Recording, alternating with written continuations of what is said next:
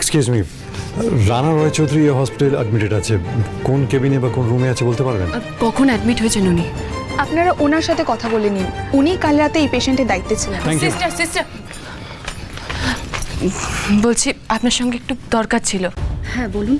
রানা রায় চৌধুরী যিনি এখানে ভর্তি রয়েছেন, ওনার অবস্থা ঠিক কতটা ক্রিটিক্যাল সেটা কি বলা যাবে?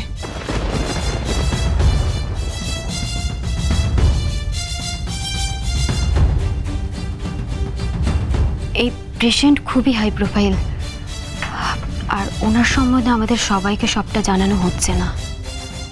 যেটুকু জানি উনি জেলে ছিলেন, তাই অনেক রকম গোপনীয়তা বজায় রাখা হচ্ছে। এর থেকে বেশি আর কিছু আমি আর বলতে পারবো না। রানা রয় চৌধুরীর শরীরটা কেমন আছে আমাদের জানা দরকার। আসলে হঠাৎ হার্ট অ্যাটাক কথা শুনে আমাদের খটকা লাগছে, তাই প্লিজ বলুন, আপনি কি অস্বাভাবিক কিছু লক্ষ্য করেছেন?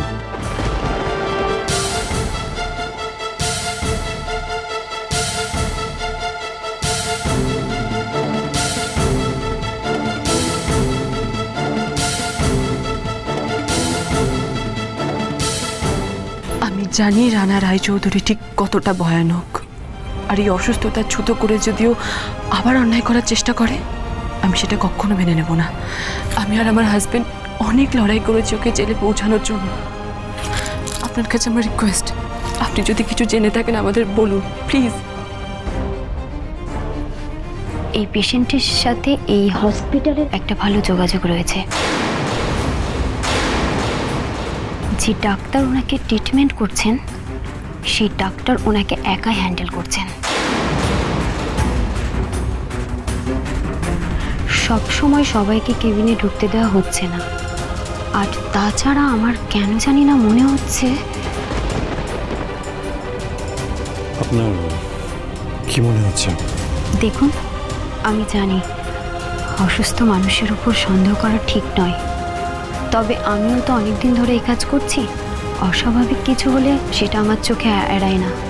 এই পেশেন্টের যতটা সিরিয়াস অবস্থার কথা বলা হচ্ছে, ওনার আচরণ দেখে মনে হচ্ছে না এই পেশেন্টের ততটা সিরিয়াস অবস্থা।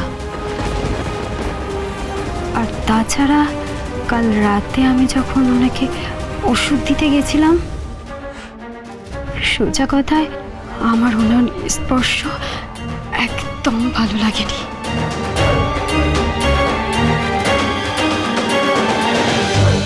এই ইনফরমেশনটা আমাদের খুব প্রয়োজন ছিল।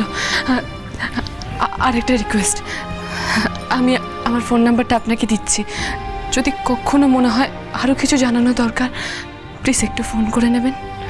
আচ্ছা, ঠিক আছে। বন্ধুয়া সোম থেকে রবি প্রতিদিন সন্ধ্যে 7:30টায় স্টার জলসায় ও ডিজনি প্লাস হটস্টারে।